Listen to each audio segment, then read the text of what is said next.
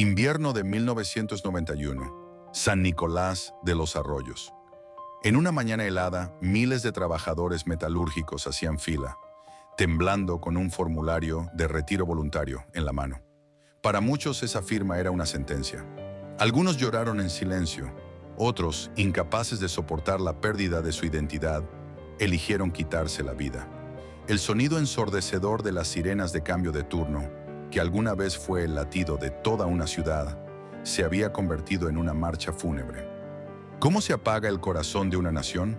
En su época dorada, la Sociedad Mixta Siderúrgica Argentina, SOMISA, era la madre indiscutida de la industria nacional. Más de 13.000 empleados, una megaplanta con su propio hospital, escuelas y clubes de esparcimiento. Un imperio de hierro que parecía eterno. Sin embargo, en un abrir y cerrar de ojos, 9.000 puestos de trabajo fueron borrados del mapa. Los colosales altos hornos, que alguna vez escupieron fuego y progreso, fueron obligados a enfriarse para siempre. ¿Cómo es posible que una superpotencia industrial inquebrantable se derrumbe desde adentro? ¿Cómo termina siendo rematada por monedas, no por falta de mineral o de demanda, sino por una condena a muerte firmada en una lujosa oficina de Buenos Aires? Bienvenidos a San Nicolás, Argentina. Esta no es solo la crónica de una fábrica que cerró sus puertas. Esta es la historia de SOMISA, y su caída revela el precio más sangriento y humano de la privatización a cualquier costo. Un lugar donde los mismos hombres que forjaron el acero terminaron siendo triturados por él. Para entender cómo muere un gigante, primero hay que comprender la magnitud del esfuerzo que costó darle vida. La historia de SOMISA no comienza con un simple balance financiero, ni con el frío cálculo corporativo de una junta directiva. Comienza con una profunda, casi obsesiva, necesidad de soberanía. Nos situamos en la década de 1940. El mundo acababa de salir de las cenizas de la Segunda Guerra Mundial y el mapa geopolítico global se estaba redibujando a punta de cañones y tratados. La República Argentina, conocida hasta entonces como el orgulloso granero del mundo, rebosaba de trigo, maíz y carne. Sus campos eran una fuente inagotable de riqueza, pero el país padecía de una debilidad estructural alarmante y peligrosa. No producía su propio acero en cantidades industriales. La guerra había dejado una lección brutal. Un país que debe importar hasta el último clavo, la última viga y la última plancha de metal para construir un puente o un barco, es un país intrínsecamente vulnerable. Los buques mercantes que cruzaban el Atlántico no siempre traían manufacturas. A veces traían la cruda realidad de que la independencia política era una completa ilusión si no venía acompañada de una genuina independencia económica e industrial. En este escenario de urgencia y nacionalismo, irrumpe una figura central, un visionario con uniforme militar que cambiaría el destino productivo del país, el general Manuel Nicolás Aristóbulo Savio. Para el general Savio, el acero no era simplemente una aleación utilitaria de hierro y carbono. El acero era el tejido conectivo de una nación moderna. Era infraestructura, era defensa militar, era trabajo genuino. Savio miraba los vastos campos argentinos y entendía, con una claridad inusual para su época, que el futuro del país no estaba enterrado únicamente en la tierra agrícola, sino que debía forjarse dentro del fuego abrasador de los altos hornos. Impulsado por esta convicción, en 1947, durante la presidencia de Juan Domingo Perón, se sanciona la Ley 12.087, conocida popularmente como el Plan Savio. Esta legislación fue una obra monumental de ingeniería legal y económica. No solo diseñó un ambicioso plan siderúrgico nacional integral, sino que dio a luz formalmente a la Sociedad Mixta Siderúrgica Argentina, SOMISA.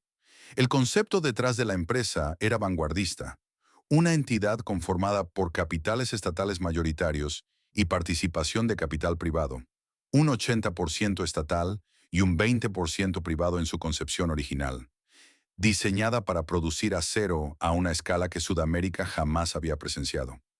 La magnitud de lo que se planeaba construir era difícil de dimensionar para el ciudadano de a pie. No se trataba de levantar un simple galpón industrial. Se trataba de edificar una auténtica ciudadela de hierro. Para ello, había que elegir un lugar, un epicentro perfecto para este coloso. La mirada estratégica de los ingenieros se posó en Punta Argeric, un agreste paraje costero ubicado en el partido de San Nicolás de los Arroyos, en el extremo norte de la provincia de Buenos Aires. La ubicación no fue un capricho. Era topográficamente estratégica y logísticamente perfecta.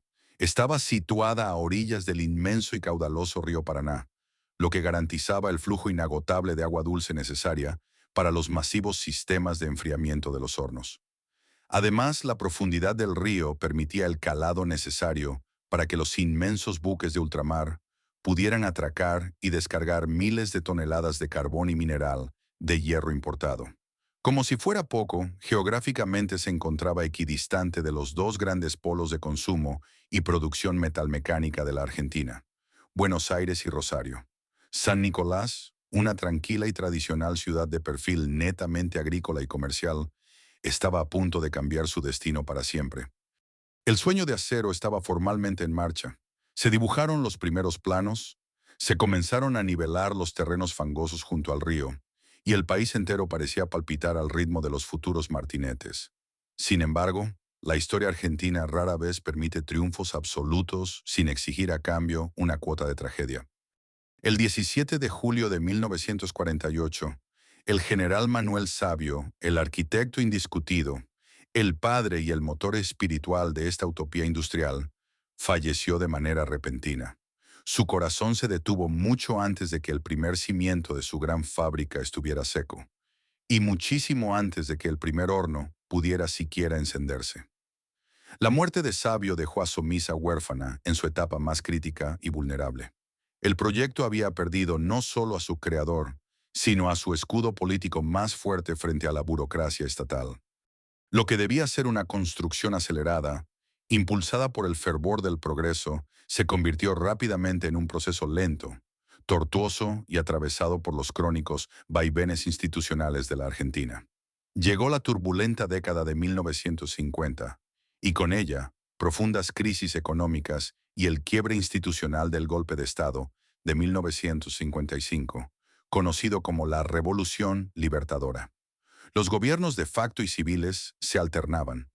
Los ministros de Economía caían uno tras otro, y en las orillas del río Paraná, las inmensas estructuras de hormigón y acero a medio terminar parecían esqueletos oxidados de una promesa nacional rota. Durante más de una década, Somisa fue poco más que un fantasma burocrático, una obra faraónica y estancada que devoraba partidas presupuestarias limitadas, pero que no producía ni un solo gramo de metal.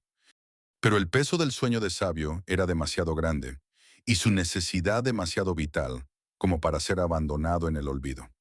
Hacia finales de la década del 50, el fuerte empuje de las políticas desarrollistas logró revivir el proyecto. Miles de obreros, técnicos e ingenieros trabajaron contrarreloj, ensamblando las complejas piezas de un rompecabezas industrial sin precedentes en la región.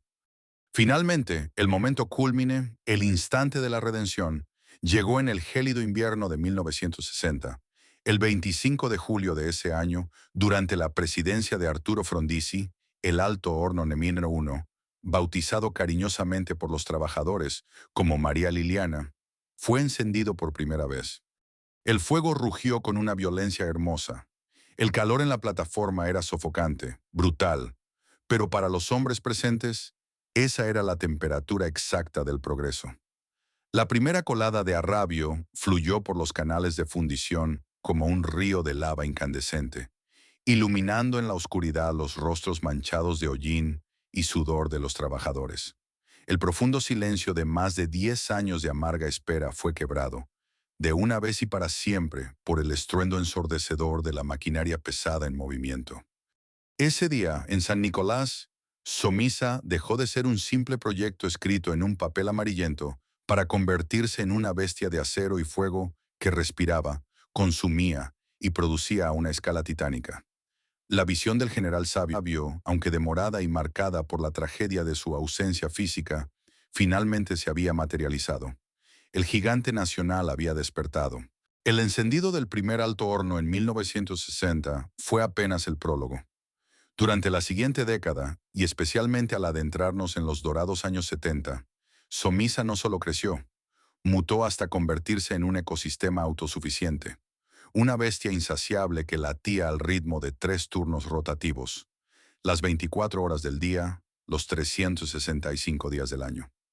La planta industrial se expandió hasta cubrir cientos de hectáreas frente al río Paraná. El paisaje agreste de Punta Argerich había sido completamente devorado por un horizonte de chimeneas humeantes, cintas transportadoras kilométricas, grúas colosales y galpones de laminación del tamaño de estadios de fútbol. Para dimensionar el tamaño de este gigante, hay que sumergirse en los números de su apogeo. Con la posterior inauguración del alto horno Neuer 2, la producción de acero líquido se disparó a niveles récord. Las entrañas de la fábrica consumían montañas de carbón y mineral de hierro, escupiendo millones de toneladas de palanquillas, chapas y rieles, que luego alimentarían a la industria automotriz, la construcción civil y los ferrocarriles de toda la Argentina. En su momento de mayor esplendor, la planta llegó a albergar a más de 13.000 trabajadores directos, pero este número engaña por su frialdad. Si contamos a las familias, los contratistas, los proveedores y los comercios dependientes, más de 50.000 almas respiraban, comían y vivían gracias a lo que ocurría estrictamente dentro del perímetro de alambre tejido de la fábrica. Trabajar en la acería no era para cualquiera. En la planchada de los altos hornos, los operarios, enfundados en trajes aluminizados que los hacían lucir como astronautas del infierno, soportaban temperaturas ambientales que superaban los 60 grados centígrados. El riesgo de accidentes mortales, amputaciones, quemaduras graves o intoxicación por gases era una sombra constante. Sin embargo, el orgullo superaba ampliamente al miedo. Había una mística innegable en domar la naturaleza, en fundir la piedra hasta convertirla en un río naranja y espeso que escupía chispas a escasos metros de sus rostros. Eran, literalmente, los dueños del fuego. Y ese esfuerzo sobrehumano, esa entrega física absoluta, era recompensada por el Estado con un nivel de vida que el resto de la clase trabajadora del país miraba con indisimulada envidia. San Nicolás de los Arroyos, aquella ciudad de siestas largas y ritmos pueblerinos, experimentó una metamorfosis violenta y fascinante impulsada por los altos salarios. Se convirtió de facto en la ciudad del acero.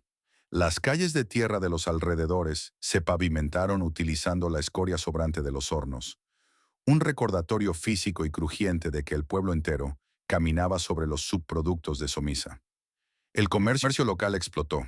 Los días de pago, las tiendas del centro se vaciaban.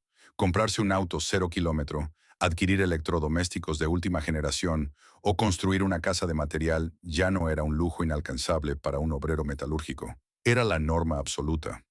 Ser un somisero en los años 70 era portar un título de nobleza obrera.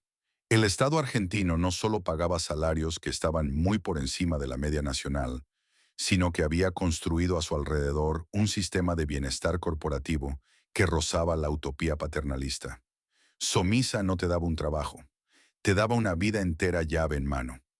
La empresa diseñó y construyó el barrio Somisa, un desarrollo urbanístico de vanguardia con cientos de chalets estilo californiano, calles arboladas, redes de cloacas y pavimento, destinado exclusivamente a sus empleados.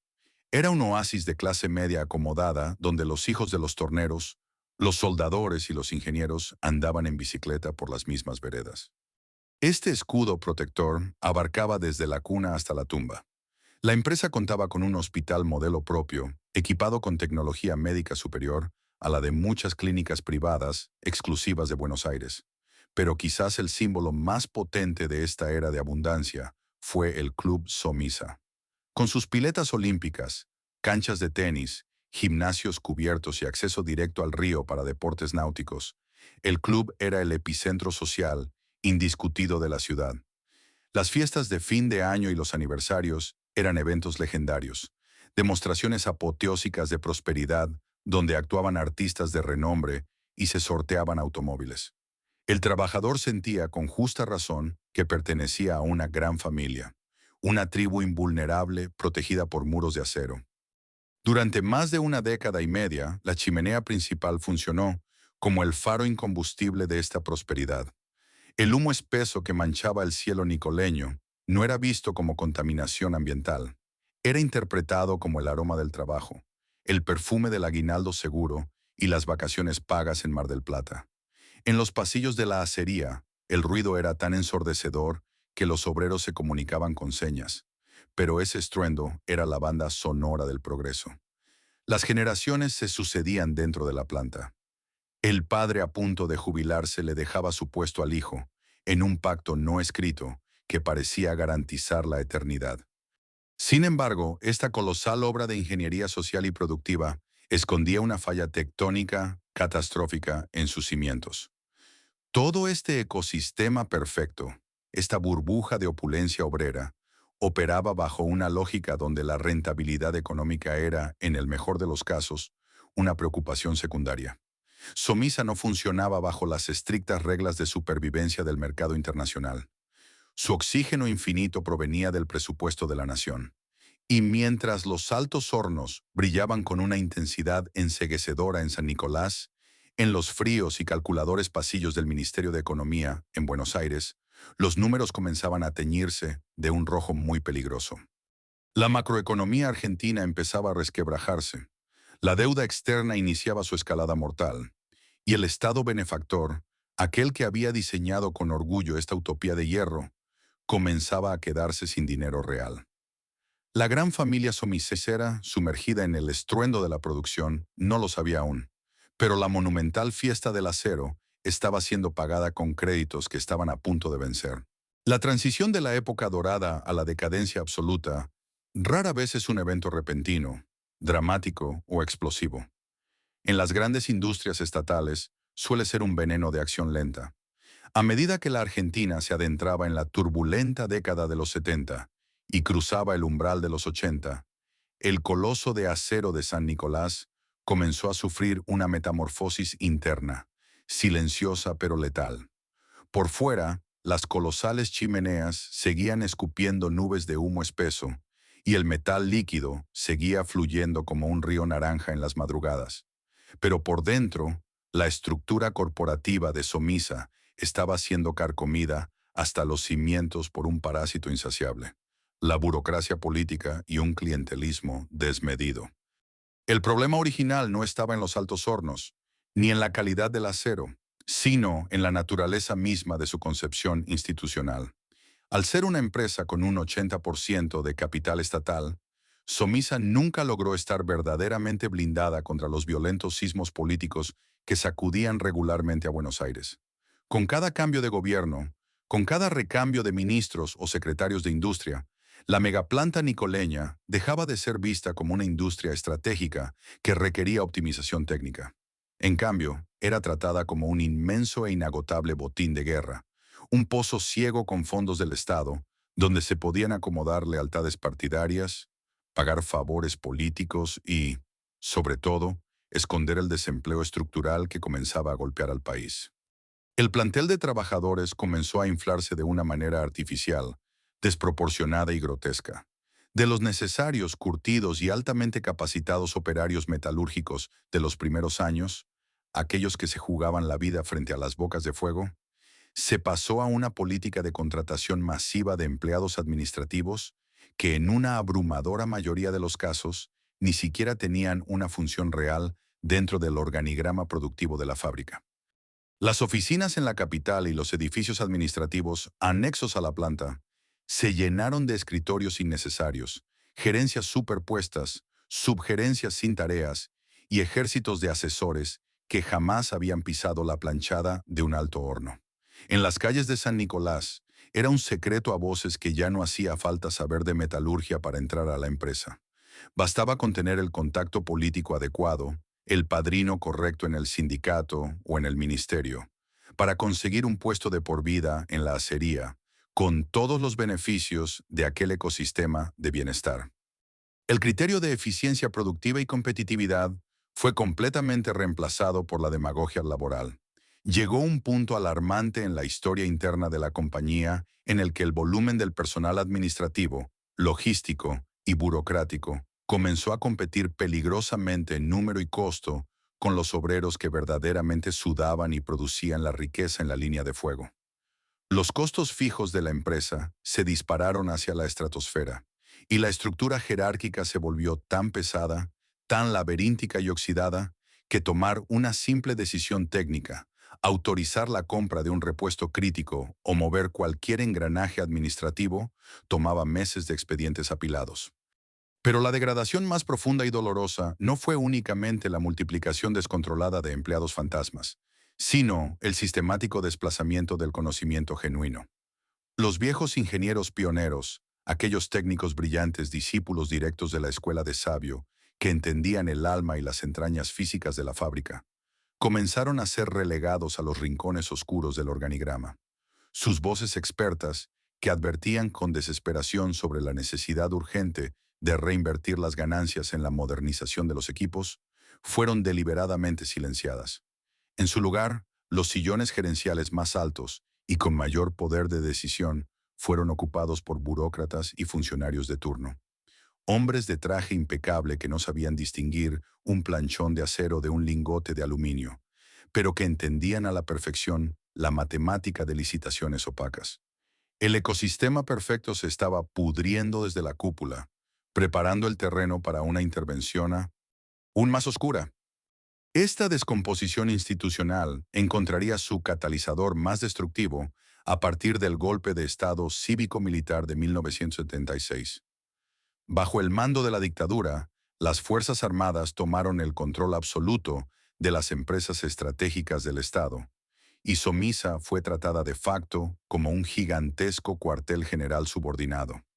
Las reuniones de directorio se llenaron de uniformes, y una rígida e incompetente lógica castrense se impuso brutalmente sobre cualquier atisbo de lógica industrial. En esta oscura etapa, la acería no solo siguió sufriendo el exceso crónico de personal heredado, sino que además fue sometida a un vaciamiento financiero sistemático y a una corrupción institucionalizada que operaba bajo el manto del terror y el silencio de la época. Los militares al mando, sin la más mínima experiencia en el complejo mercado de la siderurgia internacional, firmaron contratos leoninos y catastróficos para la compra de materias primas. El carbón y el mineral de hierro se importaban pagando sobreprecios exorbitantes, al tiempo que servicios fundamentales de mantenimiento dentro de la planta fueron privatizados y tercerizados a empresas fantasmas directamente vinculadas a las altas cúpulas del propio poder de turno. Mientras en los fríos despachos se esfumaban millones de dólares en negocios inconfesables, en las entrañas de la planta en San Nicolás, la realidad tecnológica se volvía cada día más dramática. El mundo exterior no se había detenido a esperar a la Argentina. Durante esa misma época, gigantes siderúrgicos en Japón, Alemania y Corea del Sur estaban revolucionando la industria del acero global. Implementaban masivamente sistemas automatizados, computarizados y la tecnología de colada continua, abaratando drásticamente los costos de producción, mejorando la calidad y reduciendo el consumo de energía. Somisa, atrapada en su propio laberinto de corrupción y desidia, quedó congelada en el tiempo. Seguía operando en gran medida con la misma tecnología básica de los años 60, obligando a sus obreros a redoblar esfuerzos físicos brutales para compensar con sudor el evidente y peligroso atraso de las máquinas. El resultado de esta ecuación tóxica fue matemáticamente devastador. Para mediados de la década de 1980, con el retorno de la democracia, el joven gobierno civil heredó un monstruo industrial que se encontraba en coma financiero profundo. Los números eran escalofriantes e insostenibles.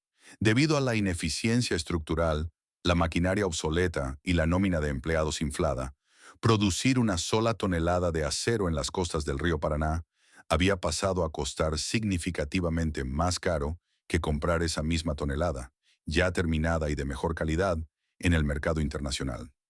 Somisa había cruzado una línea invisible pero definitiva. Ya no era un motor que generaba riqueza genuina para la soberanía del país, sino un agujero negro que la consumía sin piedad.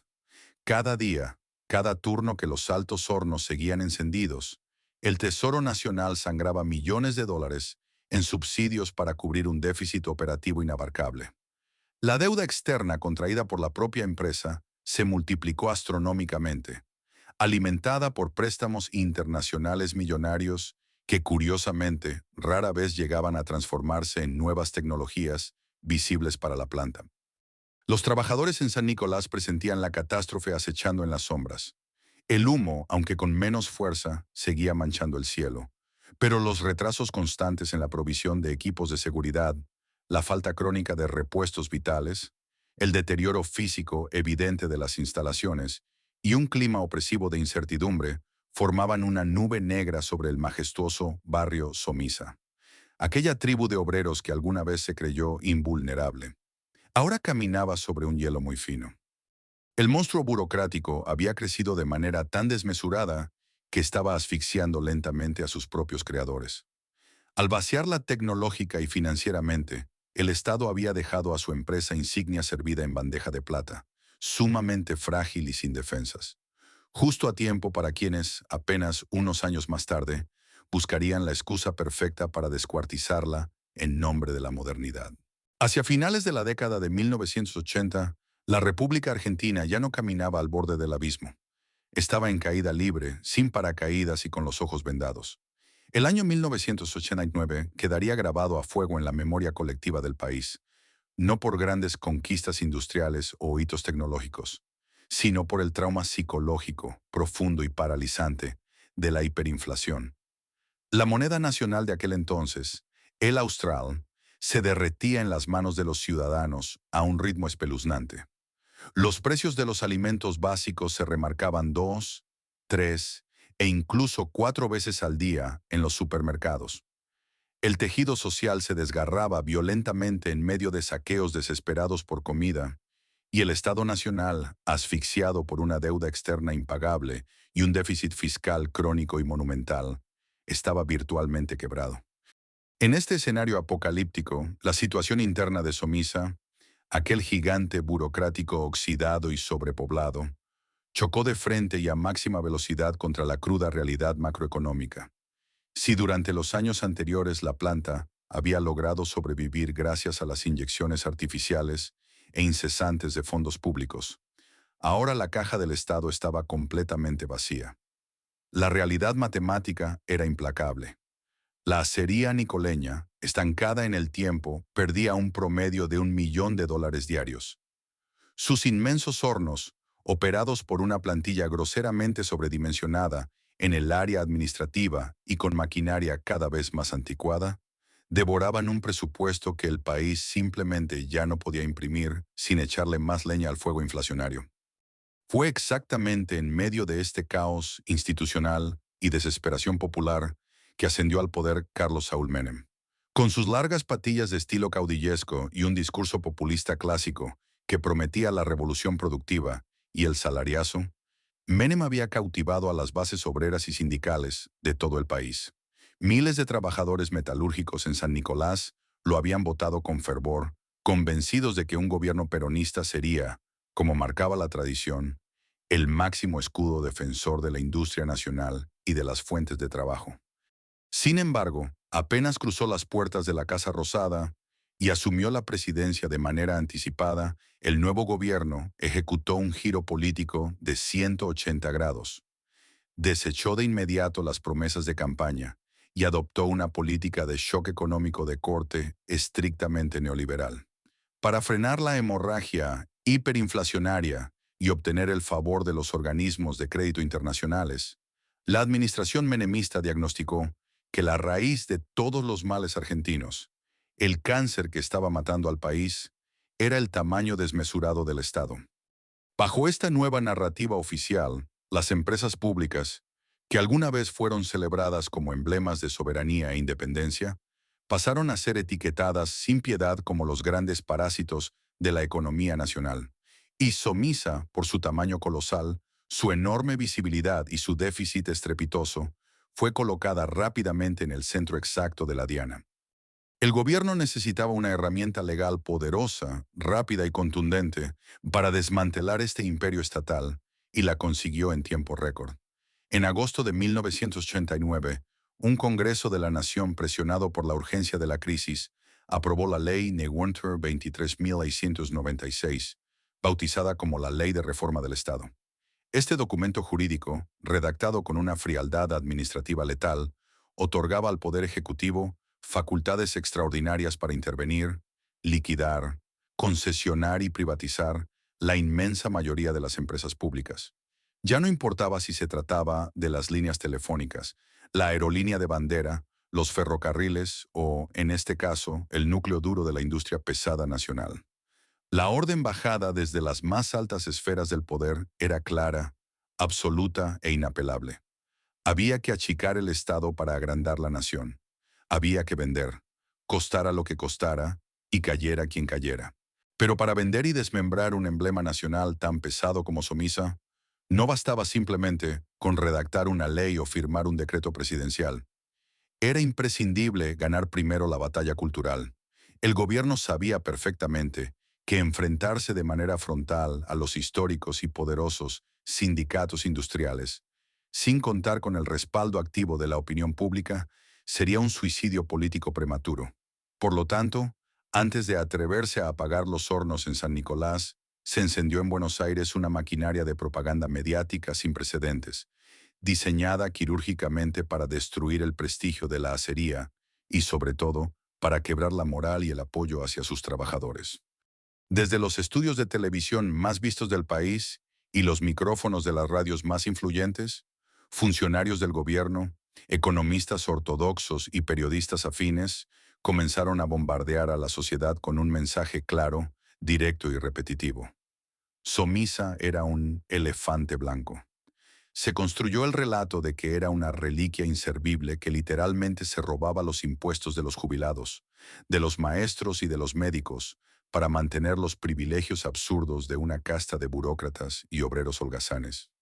Las noticias en horario estelar dejaron abruptamente de hablar del tonelaje estratégico de acero producido para el desarrollo del país y comenzaron a filtrar masivamente datos, muchas veces exagerados, descontextualizados o enfocados únicamente en la enorme planta administrativa, sobre la ineficiencia productiva, el nivel de ausentismo y los oscuros escándalos de corrupción heredados de las gestiones anteriores. El impacto de esta campaña de desprestigio en la psicología social de San Nicolás fue absolutamente devastador. De repente, el somisero, aquel operario que durante 2 décadas había sido mirado con respeto, considerado el aristócrata de la clase obrera y el motor económico indiscutido que impulsaba el progreso de la ciudad, fue transformado de la noche a la mañana en el villano oficial de la crisis nacional. En las calles, en los bares y hasta en las reuniones familiares, el estigma comenzó a sentirse como un peso físico. Los verdaderos trabajadores de planta, aquellos que seguían soportando el calor infernal de las planchadas, respirando polvo de mineral y jugándose literalmente la vida entre ríos de metales fundidos, regresaban a sus casas exhaustos solo para ver por televisión cómo se los acusaba de ser los principales culpables de la pobreza de todo un país. El orgullo metalúrgico fue reemplazado rápidamente por la vergüenza colectiva, y luego, a medida que los rumores de privatización se hacían más fuertes, por un miedo frío y paralizante.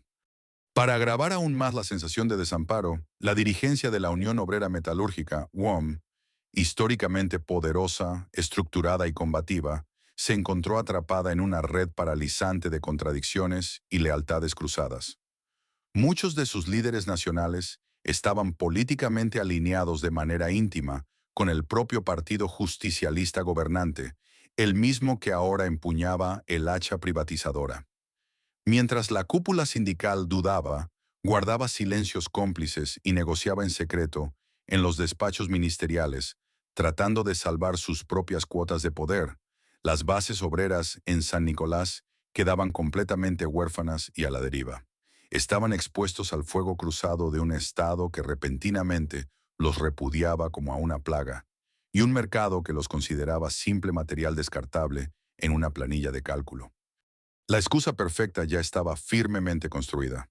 La hiperinflación había aterrorizado a la sociedad argentina hasta el punto crítico de hacerla aceptar cualquier remedio, por radical, amputador y doloroso que fuera, con tal de detener la caída libre. Somisa, despojada mediáticamente de su valor estratégico e histórico, y convertida con éxito en el chivo expiatorio ideal del déficit fiscal argentino, había perdido por completo su escudo protector. La decisión final sobre el destino de la Ciudad de Hierro ya no pasaba por planes de reconversión tecnológica, mejora de la productividad o salvatajes financieros sensatos. Era una condena política irrevocable. La mesa estaba macabramente servida y las luces apagadas para iniciar la etapa más oscura, drástica y despiadada de todo el proceso. La inminente llegada de los interventores, aquellos cirujanos fríos y sin anestesia, encargados por el poder central de extirpar el corazón, latiendo de San Nicolás para entregárselo, finalmente, al mejor postor. El año 1991 marcó el punto de no retorno definitivo para Somisa. Con la opinión pública hábilmente moldeada por los medios y la excusa de la ineficiencia estructural firmemente instalada en el imaginario colectivo, el gobierno nacional decidió que era el momento exacto para operar.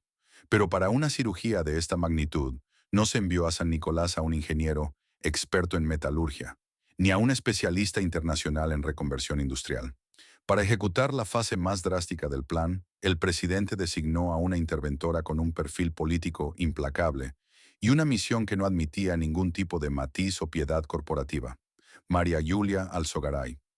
La llegada de Alzogaray a la cúspide de la Sociedad Mixta Siderúrgica Argentina fue recibida en la ciudad nicoleña con el presentimiento helado de una ejecución inminente.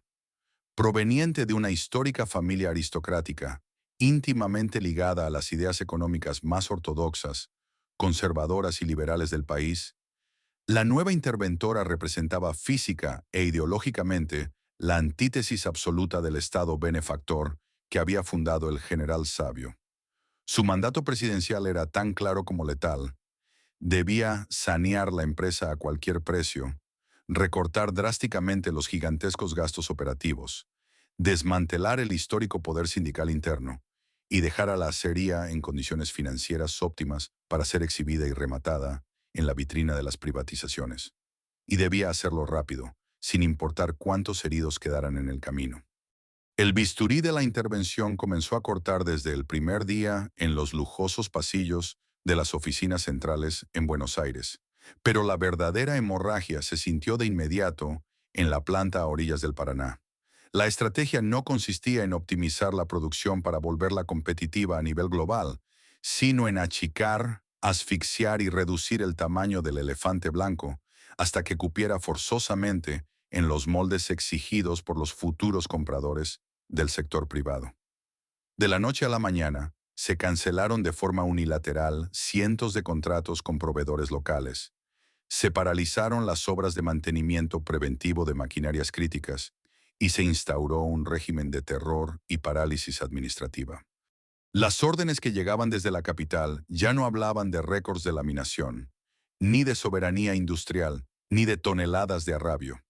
Los telegramas oficiales solo hablaban de auditorías, de recortes de horas extras, de suspensiones y del cierre programado de sectores considerados no esenciales. La seguridad industrial se desplomó. Trabajar en la planchada, que ya de por sí era una labor de altísimo riesgo, se convirtió en una ruleta rusa diaria debido a la falta de repuestos y al deterioro intencional de las condiciones laborales. La tensión en la Ciudad de Hierro escaló rápidamente a niveles insoportables.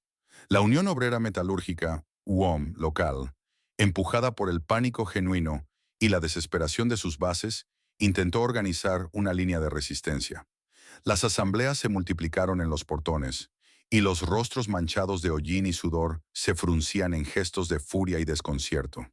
¿Cómo iban a vender una planta estratégica que le pertenecía al pueblo y que ellos mismos habían forjado con sus propias manos? Sin embargo, los dirigentes y los obreros nicoleños pronto descubrieron con amargura que estaban peleando una guerra asimétrica. Se enfrentaban no solo a la dirección transitoria de la empresa, sino a todo el peso aplastante del aparato del Estado, que estaba absolutamente decidido a asfixiarlos y demonizarlos si no claudicaban. La intervención sabía perfectamente que, para quebrar el espíritu históricamente indomable de los trabajadores metalúrgicos, no bastaba con amenazar sus puestos desde un escritorio lejano. Había que destruir su moral. Había que golpear el corazón simbólico de la fábrica. Había que apagar el fuego. Para entender la enorme gravedad técnica y emocional de lo que estaba a punto de ocurrir, Hay que comprender la naturaleza física de un alto horno. En la industria siderúrgica pesada, un horno de fundición de las dimensiones colosales que poseía Somisa no es simplemente una máquina que se enciende a la mañana al marcar tarjeta y se apaga por la noche. Es un ecosistema térmico continuo, una bestia voraz que debe mantenerse viva ininterrumpidamente, devorando mineral de hierro y respirando fuego a miles de grados centígrados durante años. Apagar un alto horno, dejar que su núcleo se enfríe por completo, es un proceso traumático, sumamente peligroso y potencialmente destructivo. A medida que la temperatura desciende, el crítico material refractario interno que protege las paredes de acero se contrae, se agrieta violentamente y corre el altísimo riesgo de arruinarse para siempre. En el argot histórico de los metalúrgicos, apagar de golpe un alto horno en funcionamiento no es detener la producción, es literalmente matarlo. Pero la orden que firmó y envió María Julia Alzogaray fue tajante, fría y sin derecho a réplica.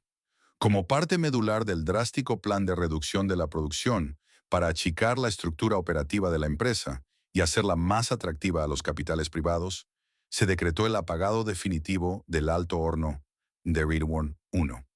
Se trataba nada menos que del mítico María Liliana, aquel mismo coloso originario que había sido encendido con lágrimas de orgullo en el invierno de 1960 y que representaba, en hierro y ladrillo, el génesis absoluto de la soberanía de acero en la Argentina. El día que se ejecutó la orden letal, una densa y palpable nube de tristeza cubrió cada rincón de San Nicolás. Los obreros más veteranos, aquellos hombres que habían dedicado su juventud entera a palear carbón en sus entrañas hirvientes y que tenían la piel curtida y marcada por sus chispas, se agruparon a una distancia prudencial. Observaron en un silencio sepulcral, muchos de ellos con lágrimas abriéndose paso entre el polvo negro de sus rostros, cómo se iniciaba el inexorable protocolo de enfriamiento. Fue un velorio sin ataúd. Lentamente, el rugido ensordecedor y profundo, que había sido la banda sonora ininterrumpida, el latido vital de la ciudad durante más de 3 décadas, comenzó a desvanecerse en el aire frío junto al río Paraná. El cese definitivo del bramido del horno no fue solamente una victoria contable y administrativa para los interventores atrincherados en Buenos Aires. Fue un misil psicológico lanzado directamente a la línea de flotación de la identidad nicoleña. Con el fuego ancestral extinguido, la temperatura en la enorme planchada de fundición bajó de golpe, y con ella se congelaron por completo las esperanzas de supervivencia de miles de trabajadores. La monumental estructura de acero quedó allí, silenciosa, oscura e inútil, erigiéndose en el horizonte como un inmenso y macabro monumento funerario a la época dorada del Estado benefactor. El mensaje enviado por el gobierno neoliberal de turno era aterradoramente nítido y no dejaba margen para segundas interpretaciones. Ya no había vuelta atrás, la piedad no estaba en el menú. Si el propio Estado argentino estaba dispuesto a apagar deliberadamente y poner en riesgo de destrucción la vida útil de su principal horno de fundición, un activo estratégico invaluable e irrecuperable para la nación, significaba que no dudaría ni un solo segundo en deshacerse de los miles de hombres de carne y hueso que trabajaban a su alrededor. El bisturí de la intervención ya había cortado la piel, había desgarrado el músculo y ahora estaba raspando directamente sobre el hueso. Con la gran bestia de fuego agonizando en la oscuridad y la maquinaria política de demolición operando a su máxima capacidad, el escenario quedó perfectamente preparado y despejado para ejecutar la fase más cruel, humana y dolorosa de toda la intervención, el desmantelamiento de la gran familia metalúrgica. El término retiro voluntario es, desde una perspectiva estrictamente gramatical, un eufemismo brillante diseñado por tecnócratas para suavizar un golpe brutal. Pero en las calles de San Nicolás de los Arroyos, durante el crudo invierno de 1991 y a lo largo de 1992, esas dos palabras perdieron cualquier rastro de inocencia. Se convirtieron, casi de inmediato, en el arma de extorsión más letal jamás esgrimida por el Estado Nacional contra su propia clase trabajadora. Con el alto horno número 1 ya apagado y la planta operando a una fracción mínima y agónica de su capacidad histórica, La intervención de María Julia Alzogaray avanzó hacia su objetivo final y más descarnado: vaciar la gran fábrica de seres humanos. El plan de reducción de personal no se ejecutó mediante telegramas de despidos directos masivos, lo cual habría detonado un conflicto legal, indemnizatorio y político inmanejable a nivel nacional. Se ejecutó a través de un mecanismo de asfixia psicológica perfectamente orquestado. La estrategia consistía en quebrar la voluntad del obrero desde adentro, apelando al miedo más primitivo. Los jefes de personal, muchos de ellos hombres que hasta el día anterior habían compartido turnos de madrugada y asados de fin de semana con los propios trabajadores, comenzaron a llamar a los operarios uno por uno a las asépticas oficinas administrativas. El guión de estas reuniones a puerta cerrada era breve, brutal y no admitía negociaciones. Sobre el escritorio se colocaba una planilla con una cifra de dinero en efectivo correspondiente a los años de servicio. La advertencia era clara, mirándolos a los ojos. Toma esta plata hoy y andate por las buenas. Firma acá, porque el mes que viene la fábrica se privatiza por decreto, los nuevos dueños van a echar a la mitad del personal y te vas a quedar en la calle, sin trabajo, sin protección y sin un solo peso de indemnización. No era una opción libre, era un chantaje a cielo abierto. Para un trabajador metalúrgico, un hombre cuya identidad entera, su orgullo personal y el futuro de sus hijos estaban forjados en el acero de esa planta, la presión era lisa y llanamente insoportable. En un país que recién intentaba salir de los escombros económicos de la hiperinflación, y frente a un aparato estatal amenazante e inflexible, el pánico al hambre y a la miseria absoluta pudo mucho más que las proclamas de resistencia sindical. Las filas comenzaron a formarse frente a las oficinas de recursos humanos. Eran hileras largas, pesadas y en un silencio sepulcral, compuestas por hombres de manos curtidas, cabizbajos, esperando su turno para firmar la sentencia de muerte de sus propias carreras profesionales. En cuestión de meses, lo que parecía una fortaleza laboral inexpugnable se vació a una velocidad escalofriante.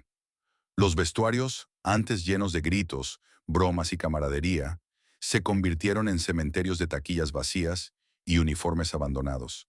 Más de 9,000 operarios, supervisores, ingenieros y técnicos pusieron su firma en aquellos malditos papeles.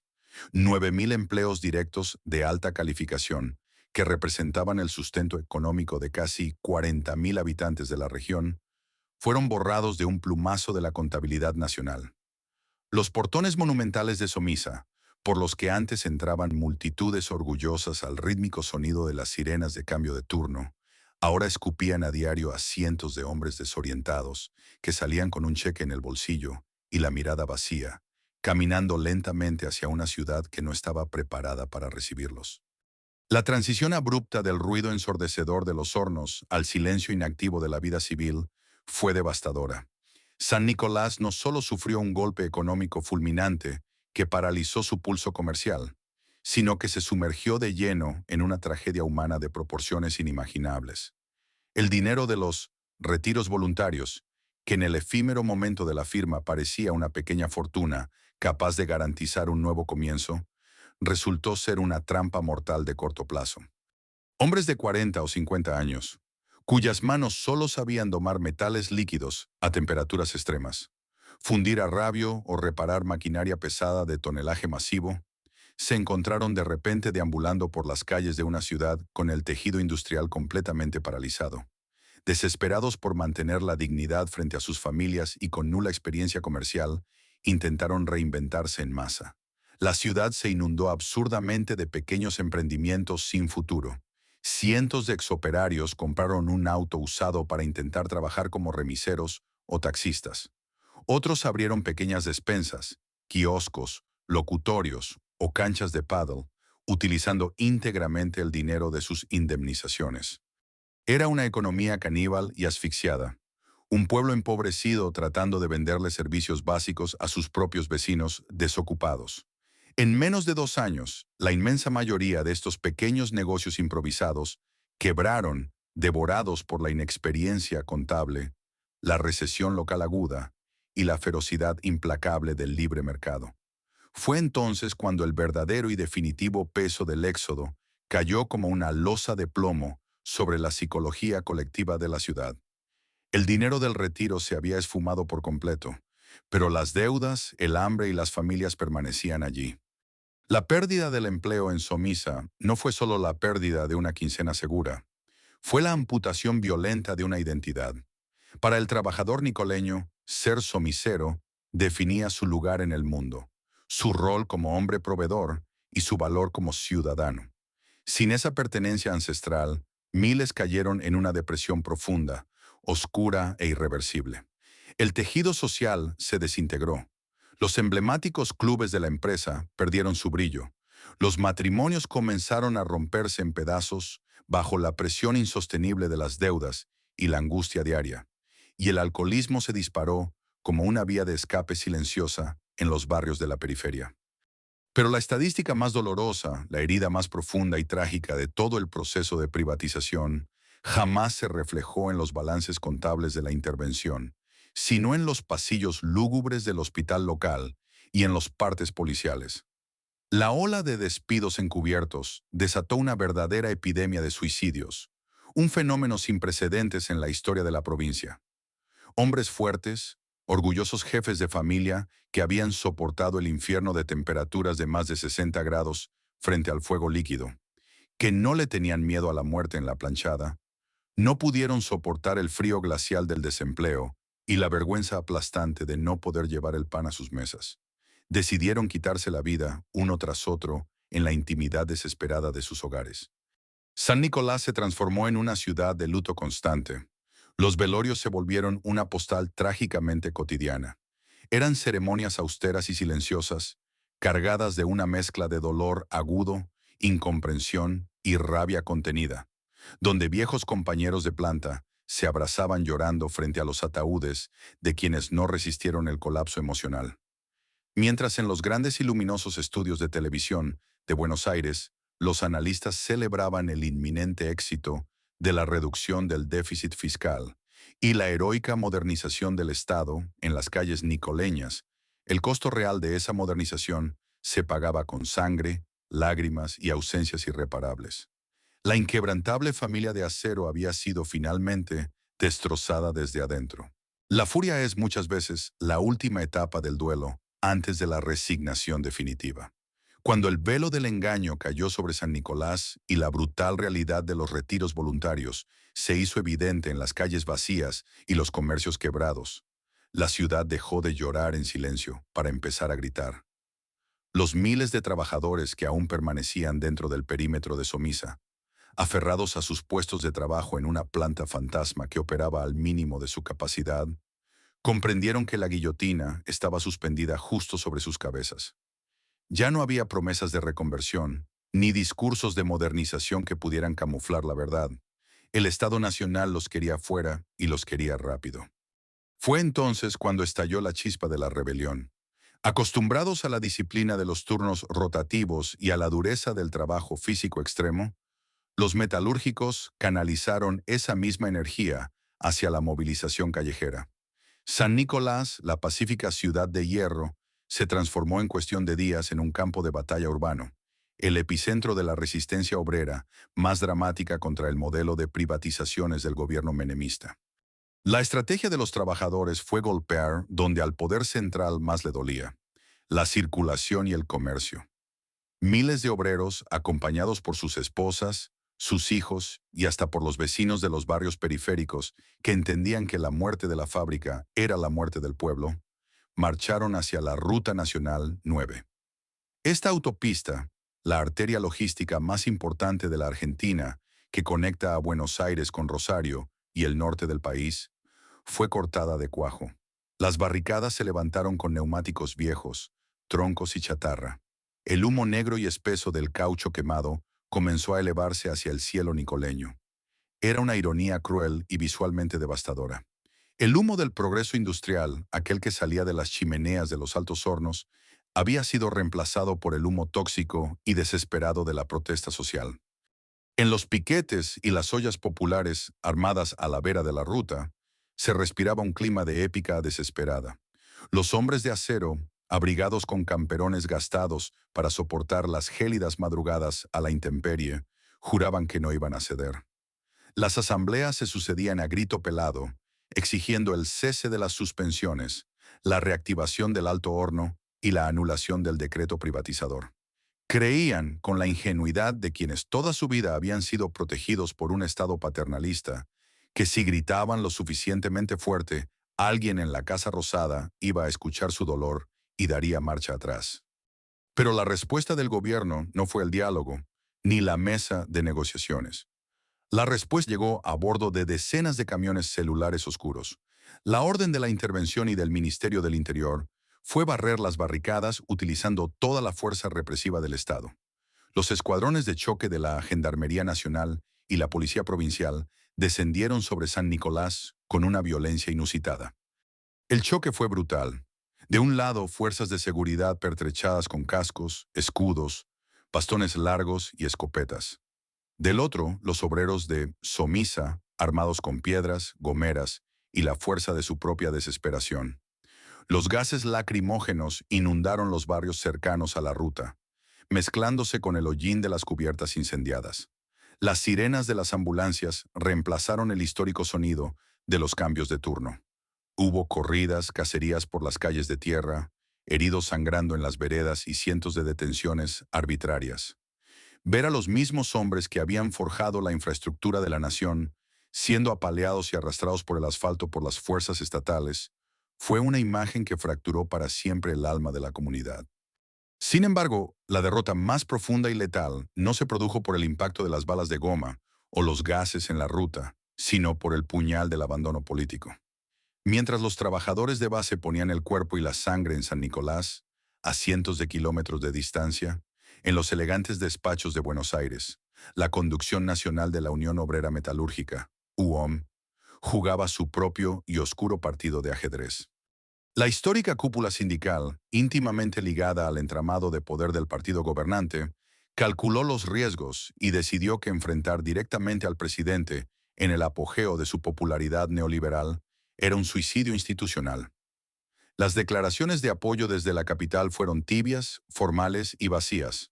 No hubo un llamado a un paro nacional en solidaridad. No hubo presión política real para detener la privatización. Los dirigentes nacionales negociaban en silencio sus propias cuotas de supervivencia burocrática y el control de las millonarias obras sociales, dejando a la seccional de San Nicolás completamente aislada, huérfana y a merced de los interventores. Cuando la noticia de la pasividad de la Conducción Nacional llegó a las barricadas, la moral de los manifestantes se hizo añicos. El frío del invierno pareció calar mucho más hondo en los huesos. Comprendieron, con un dolor desgarrador, que estaban peleando completamente solos contra un monstruo de 1000 cabezas. El Estado los había demonizado, los medios de comunicación los tildaban de revoltosos que impedían la modernización del país, y su propio sindicato, aquel que debía ser su escudo histórico, los había entregado como daño colateral indispensable en el altar del libre mercado. La última resistencia se fue desmoronando, no por cobardía, sino por pura inanición física y psicológica. Las ollas populares se quedaron sin alimentos, los fondos de huelga locales se agotaron y el miedo a terminar en un calabozo o con una lesión permanente terminó de apagar el fuego de la revuelta. Poco a poco, en un goteo triste y silencioso, los hombres comenzaron a abandonar las trincheras de la Ruta 9. Retornaron a sus casas arrastrando los pies, con los rostros manchados de hollín y lágrimas de impotencia, sabiendo que habían perdido la guerra. El silencio final que se apoderó de San Nicolás fue más atronador que cualquier protesta. La ciudad, agotada y sangrante, finalmente había bajado los brazos. El último muro de contención humano había sido derribado por completo. Con la resistencia obrera quebrada, los sindicatos silenciados y los hornos fríos, la alfombra roja quedó definitivamente extendida. El coloso estatal ya no tenía quien lo defendiera. Estaba listo, empacado y servido en bandeja para el gran remate. Con las calles de San Nicolás finalmente en silencio y la resistencia sindical desarticulada, el gobierno nacional tuvo el camino completamente despejado para ejecutar el acto final de su obra maestra administrativa. El coloso de acero ya no rugía, ya no amenazaba con huelgas masivas ni cortaba la vital Ruta Nacional 9. Estaba anestesiado, desangrado de su personal más experimentado y reducido a su mínima expresión operativa. La intervención de María Julia Alzogaray había cumplido su objetivo primordial con una eficacia clínica, veloz y brutal. Había transformado a un gigante estatal rebelde y problemático en un paquete ordenado, dócil y financieramente atractivo para el capital privado. Era el momento exacto de colgar el cartel de venta. Hacia finales del año 1992, se llevó a cabo el proceso de licitación internacional. Lo que en los eufóricos discursos oficiales y en las conferencias de prensa transmitidas por cadena nacional se presentaba como una subasta transparente, competitiva y heroica para salvar la industria del país, en la cruda práctica se pareció mucho más a un remate de liquidación por cierre. El Estado argentino, que durante más de 4 décadas había invertido miles de millones de dólares de las arcas públicas en infraestructura pesada, tecnología original, dragado de puertos y urbanización masiva, estaba a punto de entregar su joya industrial, más preciada por una fracción absurdamente minúscula de su valor real de reposición.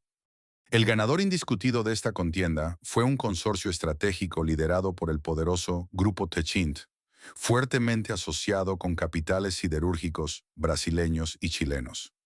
Por un puñado de dólares en efectivo y la absorción de títulos de deuda pública que cotizaban a precios irrisorios en el mercado financiero de la época, los nuevos dueños privados se quedaron con las llaves de un imperio fabril llave en mano. Fue, según los analistas críticos del momento, una de las transferencias de patrimonio público a manos privadas más asimétricas y cuestionadas de toda la década.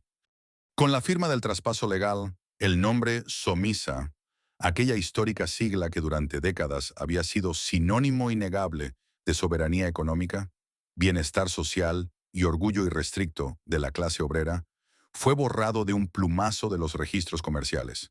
Los pesados carteles que coronaban los inmensos portones de entrada fueron desmantelados y reemplazados. La fábrica fue rebautizada bajo un nuevo y moderno estandarte corporativo, Siderar.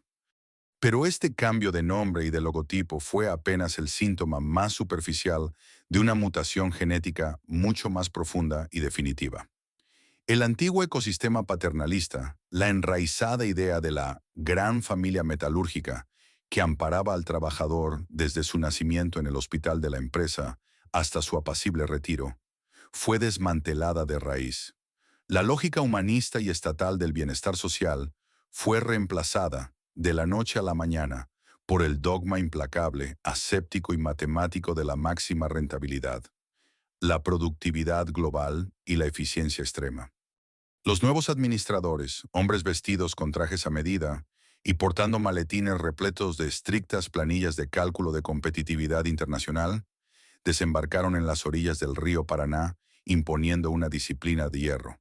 A pesar de que la planta ya había sido brutalmente vaciada de más de 9,000 trabajadores durante la traumática etapa de los retiros voluntarios estatales, la gerencia corporativa consideró que todavía persistían excedentes operativos. De inmediato se implementó una nueva ola de despidos, esta vez focalizada, silenciosa y quirúrgica, eliminando sin contemplaciones cualquier vestigio de la vieja cultura burocrática y sindical. Aquellos pocos obreros históricos que lograron sobrevivir a esta purga final y conservar milagrosamente sus puestos de trabajo, descubrieron rápidamente que habían ingresado a un mundo laboral completamente distinto, casi alienígena. Dentro de los galpones de Siderar, el ambiente humano se volvió sumamente frío y cargado de una tensión perenne. Se acabaron de manera fulminante los tiempos muertos, las mateadas extendidas en los vestuarios, las asambleas improvisadas y aquella sensación de seguridad laboral inamovible. Los viejos relojes mecánicos de fichar fueron reemplazados por estrictas tarjetas magnéticas. Las medidas de seguridad industrial, el uso estricto de equipos de protección y los estándares de calidad del producto mejoraron drásticamente, es cierto, pero el altísimo precio emocional de esa necesaria modernización fue el miedo constante. Cada trabajador operaba ahora bajo la sombra amenazante de un cronómetro. Sabían perfectamente que ya no eran empleados intocables y protegidos por el Estado, sino simples recursos humanos prescindibles. susceptibles de ser reemplazados al menor error de cálculo o ante la más leve contracción del mercado exterior. Y fue precisamente aquí donde germinó la paradoja más amarga, cruel y dolorosa de todo el proceso privatizador. Bajo la nueva conducción corporativa, liberada de tajo del peso del clientelismo político, despojada de las trabas burocráticas absurdas que la paralizaban y operando con un plantel de personal drásticamente reducido a su núcleo esencial, la fábrica comenzó a mostrar balances extraordinarios.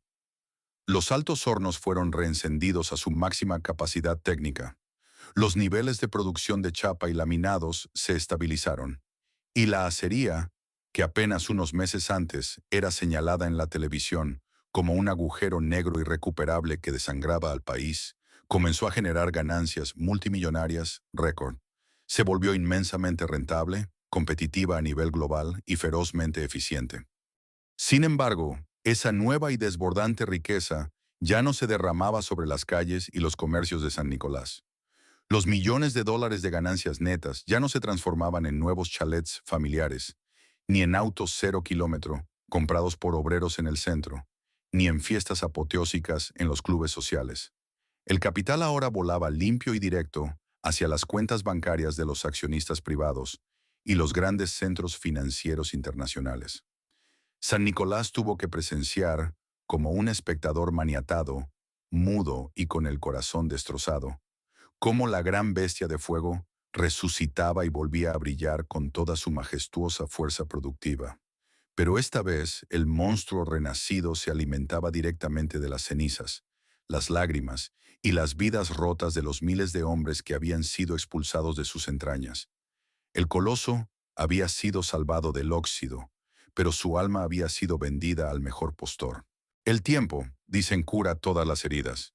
Pero en San Nicolás de los Arroyos, el paso de las décadas no trajo consigo una cura milagrosa, sino que apenas logró transformar una herida sangrante y abierta en una profunda e imborrable cicatriz. Hoy, si uno se para a orillas del inmenso y barroso río Paraná y mira hacia el horizonte sur, todavía puede ver las colosales siluetas de la acería recortándose contra el cielo. Las chimeneas siguen escupiendo humo. El metal fundido sigue corriendo por las venas de la planta y los inmensos buques cargueros continúan atracando puntualmente en su puerto privado. A simple vista, para el ojo de un forastero desprevenido, la industria goza de una salud de hierro. Sin embargo, esa postal industrial engañosa esconde una fractura social que nunca logró soldarse. La fábrica moderna, ferozmente competitiva y ultra eficiente que opera hoy bajo el paraguas de capitales privados corporativos, es una entidad completamente ajena al latido diario de la ciudad. Produce muchísimo más acero que en su época estatal y genera dividendos fabulosos, pero lo hace con una fracción ínfima del personal histórico, utilizando tecnología de punta y robótica avanzada. La empresa ya no construye barrios modelos, no financia hospitales públicos de alta complejidad para la comunidad, ni regala automóviles en las legendarias fiestas de fin de año del club social. El cordón umbilical que unía indisolublemente el destino de la planta con el alma de los vecinos de San Nicolás fue cortado con un bisturí afilado en los años 90 y jamás volvió a unirse. El legado más doloroso, oscuro y permanente de la caída de Somisa no se mide en toneladas de producción perdidas durante las huelgas, sino en el destino trágico de aquellos miles de hombres que fueron expulsados al vacío. La inmensa mayoría de aquellos pequeños y desesperados emprendimientos, los kioscos, las remiserías y los locutorios que se abrieron con el dinero manchado de angustia de los retiros voluntarios, desaparecieron mucho antes de que terminara la década. Devorados por la ferocidad del libre mercado, la inexperiencia contable y la falta total de redes de contención, muchos de esos antiguos obreros de élite, los verdaderos dueños del fuego, terminaron sus años útiles haciendo changas mal pagas, consumidos por la depresión o dependiendo de magras jubilaciones de subsistencia. El majestuoso barrio Somisa, con sus prolijos chalets californianos de techos a dos aguas y sus calles perfectamente arboladas, sigue en pie. Hoy es una zona residencial cotizada, hermosa y sumamente tranquila. Pero caminar por sus veredas en las madrugadas de invierno ya no evoca la mística invencible del trabajo pesado. Ya no se escuchan los motores de los colectivos amarillos de la empresa arrancando a las 4 de la mañana para llevar a miles de hombres al cambio de turno. El silencio que reina hoy es el de un barrio de clase media tradicional, despojado por completo de aquella identidad obrera, ruidosa, solidaria y orgullosa que lo vio nacer y florecer. Los viejos somiseros que aún sobreviven a la debacle, aquellos hombres de espaldas encorvadas y manos ásperas, se reúnen de vez en cuando en las mesas gastadas de los cafés del centro. Hablan de la temperatura incandescente del arrabio, de la majestuosidad aterradora del Alto Horno número 1, y de una época dorada en la que sentían, con justa razón, que estaban construyendo el futuro soberano de la Argentina con sus propias manos. Pero son historias de fantasmas, anécdotas de un imperio sumergido, que los jóvenes nicoleños escuchan con una mezcla de respeto e incredulidad. San Nicolás sobrevivió al colapso. Sí, se reconvirtió forzosamente en una ciudad más orientada al comercio, al turismo religioso y a los servicios. Pero en las miradas melancólicas de sus habitantes más veteranos, y en la brisa fría que sopla desde el Paraná trayendo a veces el olor inconfundible a metal quemado, persiste una verdad histórica incómoda y dolorosa. La de un gigante de acero que fue sacrificado sin piedad en el altar de la macroeconomía, dejando detrás de sí a una generación entera de trabajadores que descubrieron, de la manera más cruel posible, que para los balances contables del Estado moderno, ellos valían mucho menos que la chatarra oxidada.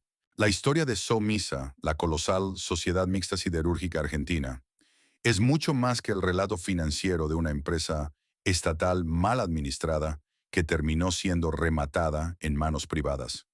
Es un espejo implacable que refleja las contradicciones más profundas y dolorosas del desarrollo industrial latinoamericano. Nos obliga a detenernos y preguntarnos cuál es el verdadero costo humano del progreso y quién termina pagando siempre la factura cuando las élites políticas y económicas deciden cambiar el rumbo de una nación a puertas cerradas.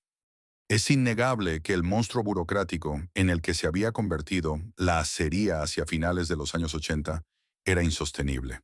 La corrupción, el clientelismo desmedido y la aguda obsolescencia tecnológica estaban devorando los escasos recursos de un Estado quebrado. Sin embargo, la cura que se aplicó en los años 90 resultó ser más cruel y destructiva que la propia enfermedad. Al intervenir y privatizar SOMISA con la frialdad matemática de un cirujano que opera sin anestesia, se logró salvar el balance contable y alcanzar la tan ansiada eficiencia global, pero a cambio se trituró sin piedad el tejido social, la identidad y la dignidad de toda una ciudad.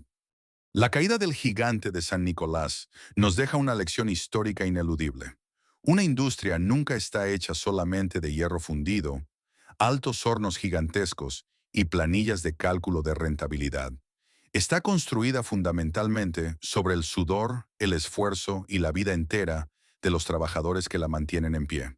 Cuando un modelo económico prioriza exclusivamente el libre mercado y trata a las personas como simple material descartable en nombre de la modernización, el daño psicológico y comunitario perdura por generaciones, dejando cicatrices profundas que ningún nivel de crecimiento del PBI jamás podrá ocultar. El fuego de los hornos sigue ardiendo hoy a orillas del río Paraná, pero el calor humano de aquella invencible familia metalúrgica se apagó en el invierno de 1991, para no volver jamás. Si esta crónica te hizo reflexionar sobre el impacto humano oculto detrás de las grandes decisiones económicas, te invito a suscribirte al canal y dejar tu me gusta para apoyar este proyecto. Me encantaría leer tu opinión en los comentarios. ¿Crees que el Estado argentino tenía otra alternativa para salvar su soberanía industrial sin sacrificar a miles de trabajadores? ¿O este era un final trágico pero inevitable? Tu perspectiva es fundamental para seguir construyendo juntos esta memoria viva. Nos vemos en el próximo documental.